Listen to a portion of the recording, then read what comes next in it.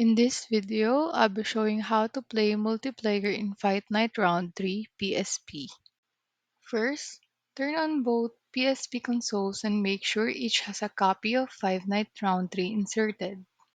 From the PSP home menu, go to the game section and launch Five Night Round 3 on both systems.